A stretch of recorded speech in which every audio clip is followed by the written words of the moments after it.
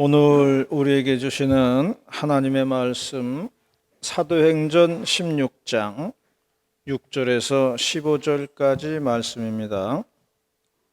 사도행전 16장 6절에서 15절 말씀까지 한 절씩 교독을 하시겠습니다.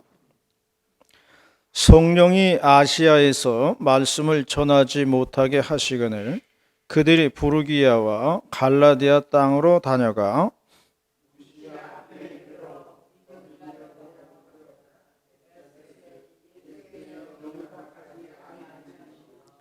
무시아를 지나 드로아로 내려갔는데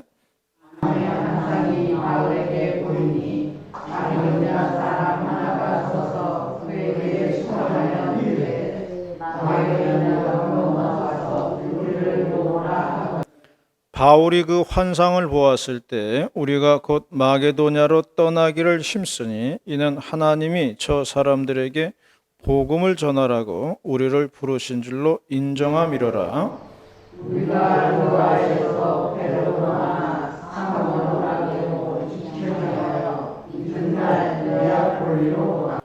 거기서 빌립보에 이르니 이는 마게도냐 지방의 첫 성이요 또 로마의 식민지라. 이 성에서 수일을 유하다가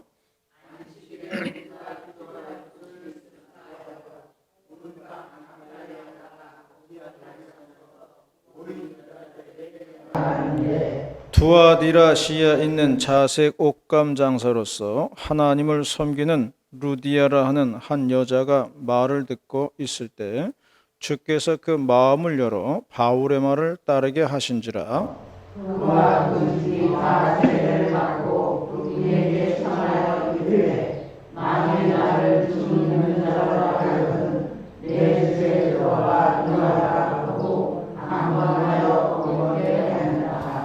아멘. 우리나라 달력 보면 절기 중에는 삼복이 있습니다. 초복, 중복, 말복 이렇게 해서 세 복이 있는데요. 여기서 우리가 복자를 한번 한문으로 보면요 그렇습니다. 복자 한번 한문으로 보게 되면은 이렇습니다. 이렇게 엎드릴 복자인데요. 초복, 중복, 말복 할 때 이 복자를 쓰거든요. 엎드릴 복자입니다. 그런데 이 복자를 보면은 사람 인변에 개견자 씁니다. 그래서 이 단어의 뜻은 하도 더우니까 사람이 개처럼 엎드려 가지고 헥헥댄다 해가지고 이런 복자를 쓰게 되어 있습니다. 그래서 사람 인변에 개견자 이렇게 써놓고요. 뜻은 엎드릴 복자다 그런 이야기입니다. 여름에 더우면 사람들도 기진맥진하잖아요. 그래서 우리나라에는 이렇게 세 복이 있는데 어느 그 목사님 그 목회하는 성도 가정 중에 영양탕집 하는 그 집사님이 있었다고 그래요. 그래서 꼭 그 복날만 되면은 교회 중직자들 초대해가지고 대접을 했다는 겁니다. 그러면서 이제 하는 말이 목사님 달력에는 초복, 중복, 말복만 있는 게 아닙니다. 8.15 광복도 있고요. 또 서울 수복도 있습니다. 그러니까 초복, 중복, 말복에만 오실 게 아니라 복날이라고 써 있는 거는 다 오십시오 그렇게 이야기를 했다는 겁니다. 그때 목사님이 깨달았다고 그래요. 자신은 늘 이 3이라는 숫자에 갇혀 있었다는 거예요. 그래서 설교할 때도 첫째, 둘째, 셋째 우리 다 설교 그렇게 하잖아요. 이 3이라는 숫자에 갇혀 있어요. 그리고 3은 또 복삼자라 그래가지고 3이라는 숫자를 좋아해요. 그리고 또 자신은 군대 생활도 3년 했다는 겁니다. 그래가지고 늘 3이라는 갇혀 있었는데 그 영양탕집 집사 말을 듣고 세상에는 4복도 있고 5복도 있구나 하는 것을 알게 되었다는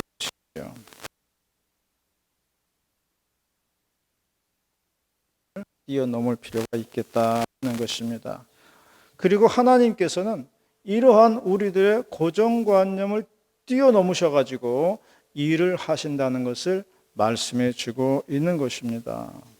오늘 본문의 말씀은요, 사도 바울이 아시아로 전도를 하러 가다가 방향을 바꿔가지고 마게도니아, 즉 지금의 유럽으로 행선지를 바꾸었다고 하는 그런 말씀이에요. 오늘 본문의 말씀을 통해서 우리에게 주시는 하나님의 말씀을 듣고자 합니다. 첫 번째로 말씀하는 것은 모든 것은 하나님의 뜻대로 된다 하는 것을 말씀해 주고 있어요. 모든 건 다 하나님의 뜻대로 된다는 겁니다. 10절 말씀 다 같이 봉독하겠습니다. 10절 말씀 시작. 10절 말씀 시작. 바울이 그 환상을 보았을 때 우리가 곧 마게도냐로 떠나기를 믿으니 이는 하나님이 저 사람들에게 복음을 전하라고 우리를 부르신 줄로 인정합니다. 바울의 계획은 아시아에서 가서 복음을 전하는 것이었습니다. 그런데 자꾸 막히는 거예요. 그 막히는 이유가 뭐 구체적으로 나오지는 않았습니다만은 성경은 말하기를 성령이 허락하지 않았다 그렇게 말하고 있어요. 그러던 중에 바울이 밤중에 환상을 보게 되는데요. 마게도니아 사람, 유럽에 있는 사람의 손짓을 하면서 건너와 도우라 환상을 보게 됩니다. 그 환상을 보고요, 그것이 하나님의 뜻이라고 생각을 했어요. 그래서 성령께서 쪽으로 인도를 하시는구나 그렇게 믿음을 가지게 되었고요. 그리하여서 바울은 아시아로 가려는 계획을 접고 유럽으로 건너가게 되었다는 그러한 이야기입니다.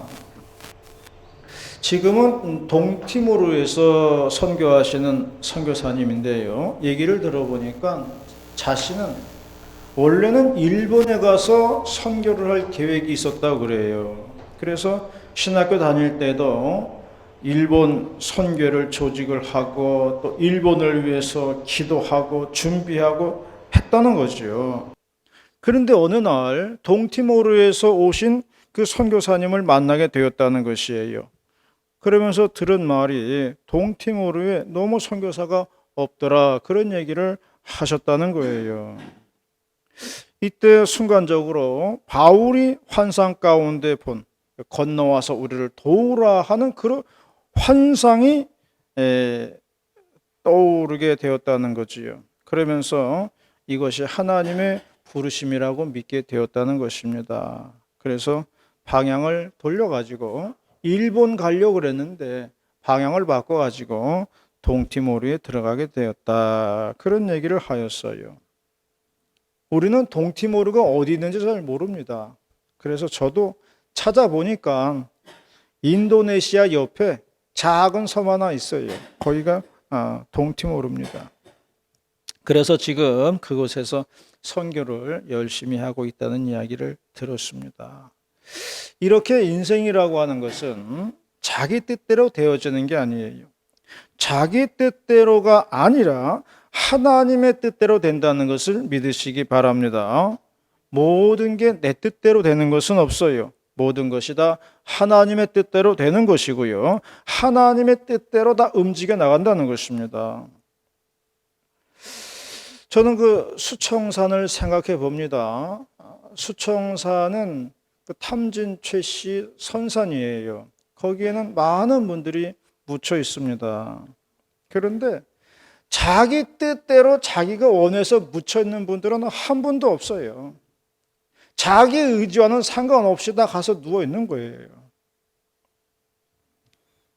내 뜻대로라면요, 다 살아 있어야 됩니다. 내 뜻대로라면 다 일어나야 되는 거예요. 그런데 자기 의지와는 관계없이 다 말없이 누워 계시는 거죠.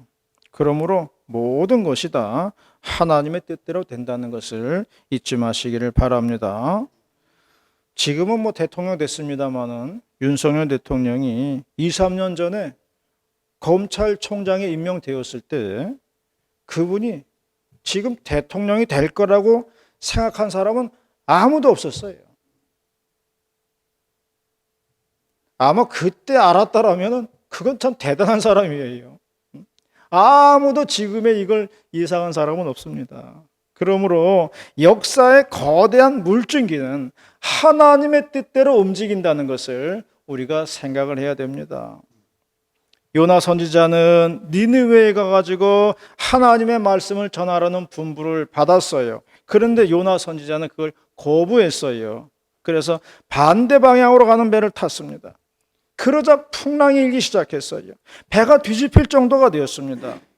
요나가 보니까 이게 목적이 있는 풍랑이었어요. 원인이 있는 풍랑이더라는 것이지요. 그래서 요나는 그걸 알아차리고 자신을 바닷속에 던지라고 했습니다. 그리고 나서야 바다의 풍랑이 멈추게 되었다는 것입니다. 3일 동안 물고기 뱃속에서 보낸 요나는 간신히 목숨을 건진 채로 나와가지고 결국 니느웨로 가는 것을 볼 수가 있어요. 하나님의 뜻대로 가는 거죠. 결국 하나님의 뜻을 꺾을 사람은 아무도 없다는 겁니다. 그래서 하나님은 내 인생에 풍랑도 보내는 거고요. 괴물 같은 물고기도 보내는 거예요. 하나님의 뜻을 이루기 위해서는 풍랑도 오고 괴물 같은 물고기도 온다는 겁니다. 내 인생 속에. 그리하여 결국 이루어지는 것은 하나님의 뜻이 이루어진다는 겁니다. 내 인생 속에 풍랑이 있다면 하나님의 뜻을 이루기 위한 하나님의 계획이라는 것을 믿으시기를 바랍니다. 하나님의 뜻을 이루기 위해서 내 인생에는 풍랑도 오고 괴물도 등장을 하는 겁니다. 그래서 잠언서에서도 말씀했습니다. 사람이 마음으로 자기의 길을 계획할지라도 그 발걸음을 인도하시는 이는 여호와시라 말씀했습니다. 그러므로 우리는 하나님의 뜻과 말씀에 순종을 해야 합니다. 성경도 말씀하기를 순종이 제사보다 낫고 말씀을 듣는 것이 순양의 기름보다 낫더라, 그렇게 말씀했습니다. 말씀에 순종하시고 하나님의 뜻에 순복하시는 저와 여러분이 되시기를 바라겠습니다. 그것이 복된 길임을 믿으시기를 바랍니다. 그리하여 하나님의 뜻을 이루는 우리 모두가 다 되시기를 바라겠습니다. 두 번째로 말씀을 하는 것은 하나님의 뜻은 화가 변하여 복이 되게 하신다는 겁니다. 14절 말씀 다 같이 봉독을 하겠습니다. 14절 말씀 시작. 부활하시에 있는 자세 복감 장사로서 하나님을 섬기는 누기야라 하는 달장과 하고 있을 때 주께서 그 마음을 열어 바울의 말을 따르게 하시니라. 사람이 길이 막히면은 갑갑함을 느낍니다. 제가 자전거를 타고 다닐 때 거물대리 골목길을 다녀봤거든요. 자전거니까 좁은 길 다니잖아요. 나도 모르는 길이 많더라고요. 거물대리에서 20년 살았는데도 길을 못 찾아가지고 헤맨 적도 있어요. 마찬가지로 인생의 길이 막힐 때도 갑갑함을 느낍니다. 내 인생 앞에 대로가 뻥 뚫려 시원한데 이 인생의 앞이 안 보일 때가 있어요. 그럴 때는 이게 막막한 겁니다. 하지만 우리는 실망하지 말아야 됩니다. 끝까지 하나님을 믿고 의지하면 언젠가는 우리의 인생길이 열릴 때가 있다는 것을 믿으시기를 바랍니다. 요셉이 형들의 미움을 받아가지고 애굽의 상인으로 팔려갔어요. 어린 시절부터 남의 집 종살이를 했습니다. 모함을 받아가지고 감옥에도 갔어요. 그런데 그 감옥에서 왕궁의 고위 관료를 만나게 되었습니다. 그래서 요셉은 감옥에서 왕궁으로 가는 직행버스를 타게 되었어요. 오히려 인생의 길이 막혔을 때에 의외의 길이 열리게 되더라는 거예요. 이것이 하나님의 섭리입니다. 그래서 요셉은 애굽의 총리가 되고 가족들도 만나게 되었습니다. 화가 변하여 복이 되는 케이스입니다. 사도 바울도 아시아로 가려는 길이 막혔을 때에 유럽의 길이 열리게 되었어요. 이렇듯이 하나님께서는 한쪽 길을 막으시면 다른 쪽 길을 열어주신다는 겁니다. 그리고 바울이 방향을 돌려서 유럽의 첫 성인 빌립보로 들어가게 되었는데 그때 마침 한 여인을 만나게 되었다는 거지요. 하나님께서는 이렇게 미리 준비를 시켜 놓으셨다는 것을 말해주고 있습니다. 여인의 이름은 루디아입니다. 직업은 자색 옷감 장수라고 했습니다. 오늘날로 이야기하면 포목점을 하는 여사장입니다. 포목점 하는 여사장을 만난 거예요. 자색 옷감이라고 하는 것은 그 당시 아주 귀한 옷감이었습니다. 그러므로 고급 원단을 취급하는 그런 여사장을 만난 거예요. 직원들도 여러 명이 있었습니다. 하나님께서는 이렇게 빌립보에서 바울과 루디아를 만나게 준비해 놓으셨다는 것입니다. 이렇듯이 인생의 길이라는 것은 막히는 것 같지만은 하나님의 계획대로 움직여가고 있다는 것을 보여주고 있는 거예요. 지금은 돌아가셨습니다마는 장문순 집사가 가열리에 살 때에 암이 걸렸어요. 게다가 큰아들까지 심장에 이상이 생겨가지고 거의 죽을 뻔했어요. 그래서 장 집사네는 가열리 집을 정리할 수밖에 없었습니다. 거기서 어려운 일을 당했으니까. 그래서 거기서 나와가지고 한강 신도시에 아파트를 사가지고 입주를 했습니다. 장 집사의 어머니는 딸의 암 치료를 위해서 많은 돈을 쏟아부었습니다. 어머니의 바람은 그저 하나예요. 그저 목숨만이라도 붙어 있으라는 겁니다. 그래가지고 가진 치료를 다 했습니다. 병원비도 무척 많이 들어갔습니다. 하지만 장 집사는 안타깝게도 일찍 세상을 떠났습니다. 병원비만 엄청 들어갔어요. 그런데 그 사이에 아파트 값이 엄청 올라갔습니다. 김포시에도 아파트가요, 거의 배가 올라갔어요. 그걸 보면서 그런 생각이 들더라고요. 장 집사가 자신에게 들어간 병원비를 다 보충해 놓고 갔구나. 그 생각 들더라고요. 엄마가 그 병 고치라고 엄청나게 돈 쏟아 부었는데 그 돈 하나도 축내지 않고요. 다 보충해 놓고 갔더라고요. 그런 생각이 들더라고요. 믿음으로 기도하고 산다면 손해가 나는 것 같지만 언젠가는 하나님께서 갚아주실 때가 있다는 겁니다. 그러므로 우리는 하나님의 인도하심을 믿어야 돼요. 화가 변하여 복이 된다고 하는 것을 믿어야 합니다. 하나님께서는 믿음의 자녀를 버리지 않습니다. 반드시 책임져 주신다는 것을 믿으시기를 바랍니다. 믿고 의지하고 기도하면서 우리의 인생길을 걸어가는 저와 여러분이 되시기를 바라겠습니다.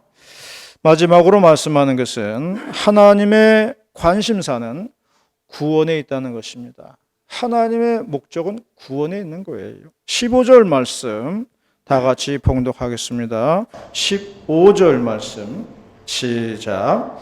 그와 그 집이 다 세를 받고 우리에게 청하여 이르되 만일 나를 주 믿는 자로 알거든 내 집에 들어와 유하라 하고 강권하여 머물게 하리라.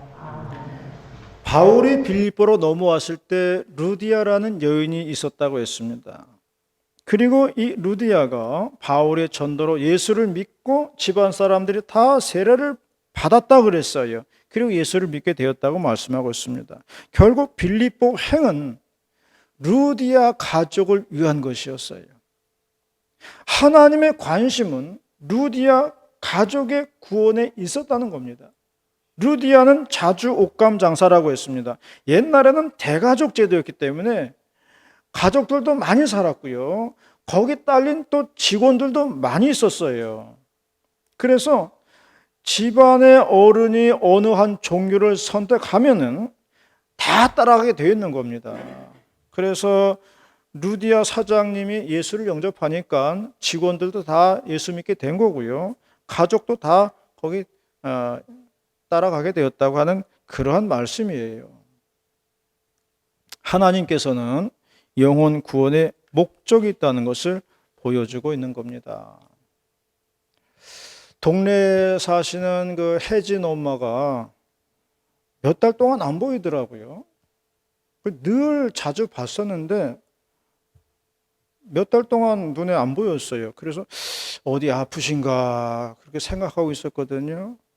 카센터에 차를 고치러 갔을 때도 안 보이고 늘 그 가게도 나와 계셨더랬는데 동네에서 한 번도 본 적도 없어요. 그래서 어디 아프신가 보다 그렇게 생각하고 있었는데 그래서 이용숙 권사님하고 유정숙 권사님하고 이제 차를 타고 갈 때 차 안에서 그런 얘기했어요. 그분 어디 아프세요? 그랬더니 몇 달 동안 통 볼 수가 없었어요. 그랬더니 아프긴요. 어제도 우리 집에 놀러 왔었는데 그러더라고요. 그 말하면서 차 타고 여기 오는데 저 앞에서 혜진 엄마 걸어오고 있더라고요. 그거 보고서 참나 몇 달 동안 안 보이던 사람이 호랑이도 제 말하면 온다더니만 그 말 아닌가 저 앞에서 오고 있더라고요. 그래서 참 옛말이 틀린 게 하나도 없구나. 호랑이도 제 말하면 온다더니만 지 말하니까 오고 있네. 그 얘기하니까 또 고은사님도 또 깔깔대고 막 웃더라고요. 여러분 호랑이도 제 말하면 온다 그랬어요. 매일같이 이름 불러가면서 기도해 보세요. 기도하는데 안 올 수가 있어요? 안 될 수가 있어요? 매일같이 이름 부르는데. 그래서 매일같이 이름 불러가면서 기도하는 게 무서운 거예요. 제가 쓰던 수건들이 좀 낡았었어요. 오래 써가지고 낡았었는데 그걸 바꾸라고 정권사님이 수건 10장 사오셨어요. 그런데 저는 기존에 쓰던 거 웬만해서는 안 바꿉니다. 바꾸는 걸 별로 좋아하질 않아요. 결혼 전에 총각 때 입었던 잠바도 아직도 입고 있거든요. 뭐 낡고 해지질 않으니까 버리지를 않는 거예요. 그리고 또 낡고 해졌다 그래도 버리지 않습니다. 왜? 낡고 해지면 작업복으로 또 쓰면 돼요. 그러니까 죽을 때까지 안 버리는 거예요. 그 집사람은 수건 사왔으니까 바꾸라고 하고 나는 그 뭐 수건이 뭐 급한 건가? 그냥 언제 바꿀지 몰라요. 그냥 쓰고 있는 거예요. 차일피일 미루고 있는데 그러다 어느 날 냉장고에서 인삼 담은 꿀단지를 꺼내는데 미끄러워가지고 그걸 놓친 거예요. 깨트렸어요. 바닥에 박살이 났습니다. 그러니 방바닥에 뭐 인삼하고 꿀하고 유리병 조각하고 난장판이 된 거예요. 이걸 어떻게 해요? 결국 수건을 써야 되는 거예요. 수건을. 수건으로 닦는 수밖에 없더라고요. 그래서 수건 가지고 다 닦고 있는 수건 다 쓰니까 방바닥이 깨끗해지더라고요. 다 치고 나니까 깨끗해지더라고요. 결국에 수건을 새 것으로 싹 바꾸게 되었습니다. 야, 방바닥 다 치워놓고 생각하니까 그 생각 들더라고요. 권사님이 기도를 너무 세게 했구나. 기도도 적당하게 해야지. 기도를 너무 세게 했어요. 수건 바꾸라고 기도하니까 꿀단지가 깨지지. 결국 그 수건, 옛날 수건 다 써서 버려야 되지. 그래서 여러분, 기도도 너무 세게 하면 안 돼요.